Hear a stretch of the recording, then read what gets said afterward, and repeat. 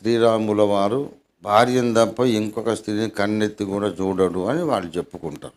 మంచిదే, ఆయన చారిత్రక పురుషుడు అవునా కాదా అనేది పక్కన పెట్టేద్దాం. ఆయన కాకపోయినా మనకు నష్టం లేదు. చారిత్రక పురుషుడు అయినా కాకపోయినా నష్టం లేదు. కానీ పరస్త్రీని కన్నెత్తి చూడొద్దనే ఉన్నత విలువలు అనేది ఆ మనిషిని ప్రతీకగా పెట్టారు. ఇది మంచిదే కదా. మరి జై శ్రీరామ్ అని అటువంటి ఉత్తమ పురుషుని పేరు పెట్టుకొని జై శ్రీరామ్ అనుకుంటే రేపు చేయడం ఏంటి?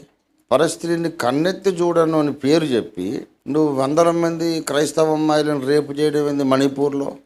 అందుక మతం ఉన్నది.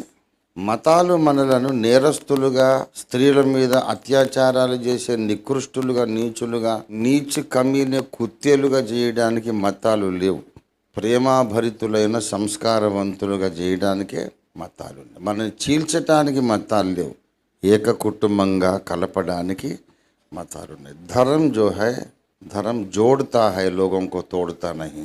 जो जोड़ता है एक परिवार बनाता है वही ధర్మ है. మతం మారమని ఏమేం చెప్పడం లేదు. మీరు ఏ మతంలో ఉన్నా మా అన్నదమ్ములే. మాకు మీరు ఏదన్నా మారితే మాకు రూపాయి రాదు, రూపాయి పోదు. అందరు ఇష్టం వచ్చిన మతంలో ఉండలే. మంచి మనుషులు అయిదాం, ముందు ఒకరినొకరు ప్రేమించుకుందాం, ఒకరి బాధలు ఒకరు పట్టించుకుందాం.